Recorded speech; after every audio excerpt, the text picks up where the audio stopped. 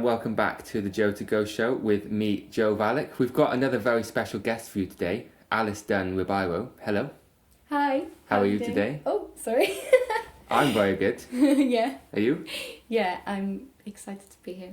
Good. Yeah. We're in my living room again because we're still pre-recorded. This is because I've just started a new job, so we can't be live in the studio today.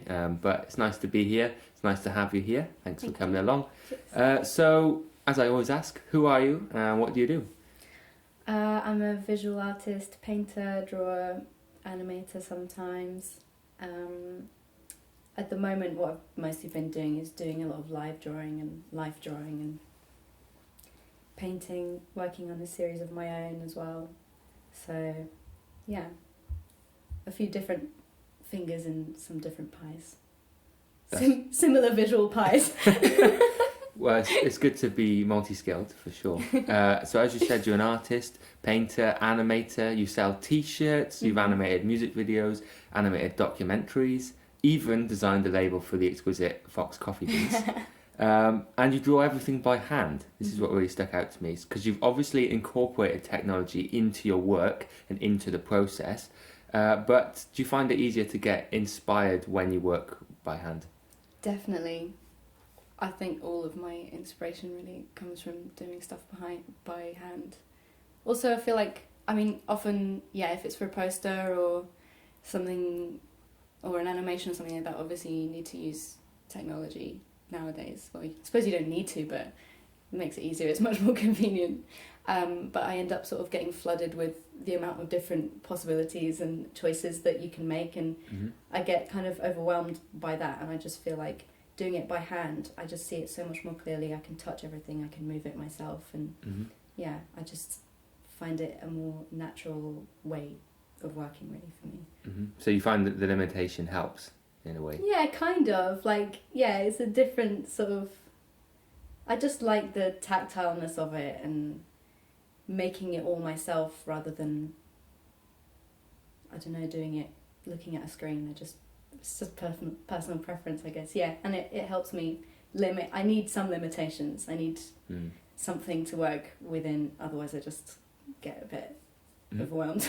Well, your work often takes quite a minimalist form as well, utilising skillful outlines on contrasting background colour to generate a lot of depth and detail with seemingly not too much going on the page.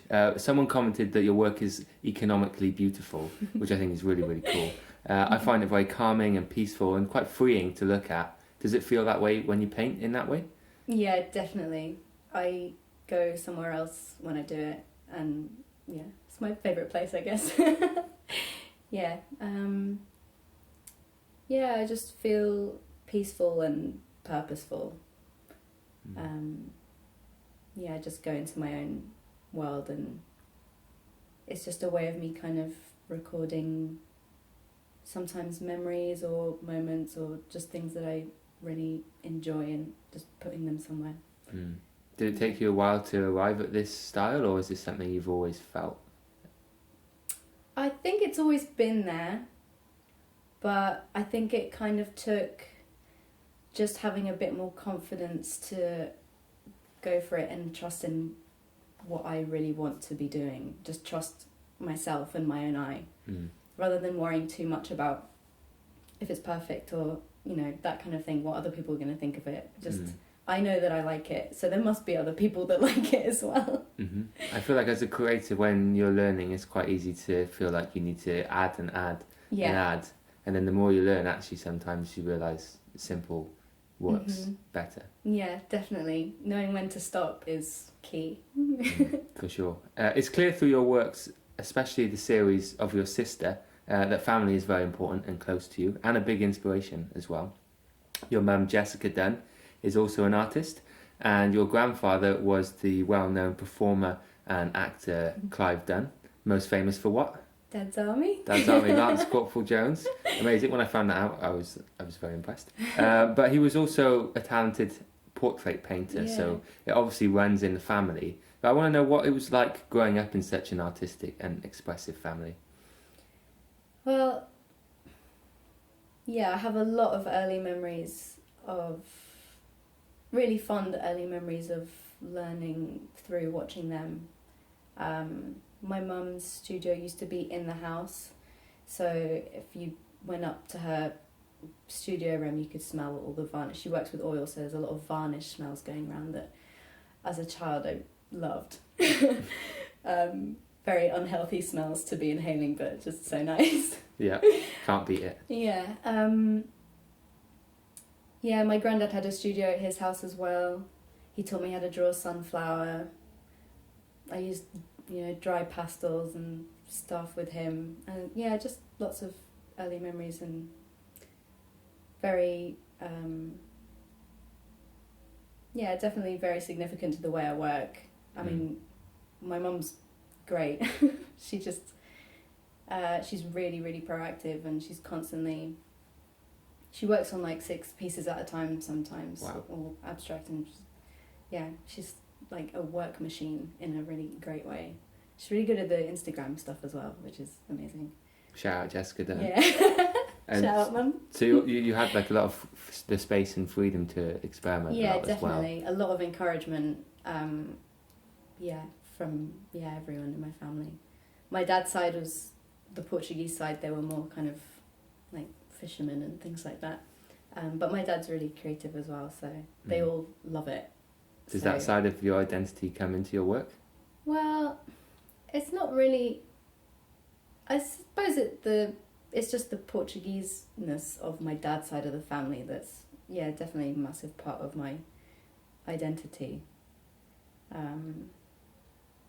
I think growing up, I felt like I used to kind of worry and try to prove that I'm Portuguese enough or English enough, but now I've just given up. It's like, actually, I don't care. I'm coming home to Portugal with pink hair. People are going to know that I'm not from here, but that's fine, even though I am from there. You can be both. Yeah. I am both. Yeah, I literally am both, and that's it, everybody. So You heard it here first. So speaking of your mum, her most recent work is a more abstract impression of sea and land and the relationship between the two, trying to capture its transient nature and the beauty and change. There's a big similarity between this and your work where you do live paintings at gigs. But I want to know, what's the process like when you're up on the stage with the music and the musicians? I think I always, whenever I paint, because when I do the live drawings, I paint all of my backgrounds first at home. It's just a way of me feeling like I'm prepared and having more colours to play with, and I love doing the just simple black and white ones as well, but I also do it if I feel a bit stressed or don't really know what I'm supposed to be doing. I'll just paint loads of backgrounds, and it's really therapeutic, and then I have loads to work on after I'm done. So growing up, I've always watched my mum. She always starts her paintings with an orange background, like a slightly diluted burnt sienna, yellow ochre kind of colour. So I suppose it's always in my mind, and that colour, that warm orange coming through is so nice. So she's definitely always in the back of my mind. Big influence. Living in Portugal as well, huge influence. I bet that's a good way to feel productive when you don't feel like doing a whole fresh painting. I'll just do some backgrounds. Yeah, it really helps, because then when I have an idea, I have everything ready for it. I can just do it. It gives me more motivation to actually do things when I know that I already have that there. For sure. They tried to teach us about that at DBS, but with music, mise en place, like having everything in its place. So when the inspiration strikes, like you say, you just go. Nothing in the way. Exactly. Which is really important. Go on. Oh no, I mean, I think probably nothing else in my studio space is where it's supposed to be, but the backgrounds are. That's the main thing. Yeah. One down. Jumping into the first track now, you've made 2 selections for us. So the first one, tell us what it is and why have you picked it? I picked, her name is Arooj Aftab, and the song is Mohabbat. She is, I think her family are from Pakistan, but she grew up in New York. She's New York based. She's actually playing in Bristol in February, so I hope I get to see her. And I picked it because I think the first time I heard it, I just listen to music a lot while I'm walking, and sometimes I just find things while I'm walking that come on the radio or whatever that are just so beautiful, and this was one of them. And I heard it, and it's just like a really immersive, peaceful sound.